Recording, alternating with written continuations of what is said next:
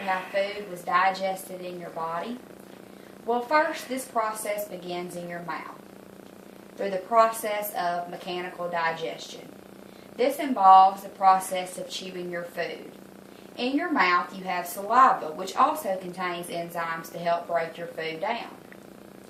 Once the food is swallowed, it travels through the esophagus.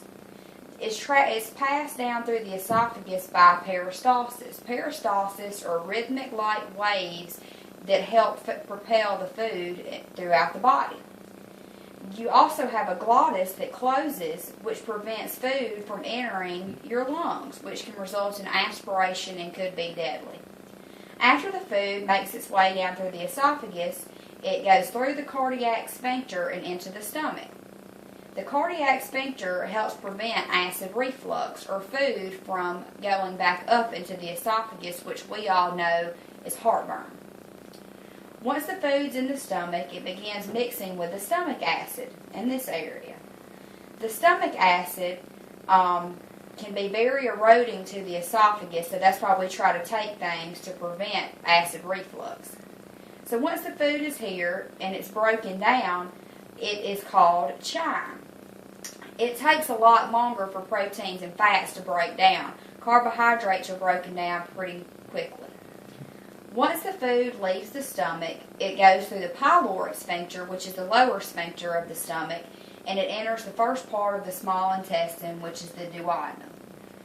Once it enters the duodenum, bile from the gallbladder is then mixed with the chyme. This bile helps to emulsify fat and allows it to mix with water. Also, the pancreas here releases pancreatic enzymes to also help break down the food.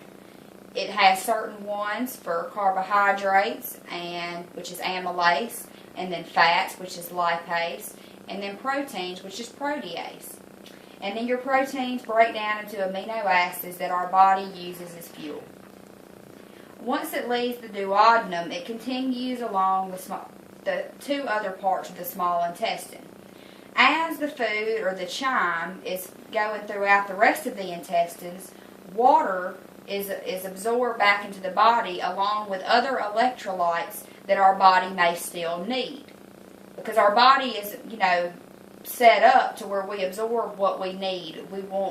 Supposed to not put out an excess, and supposed to not put out too little, but just take back just enough. So, once the food travels through the small intestine, it enters the large intestine.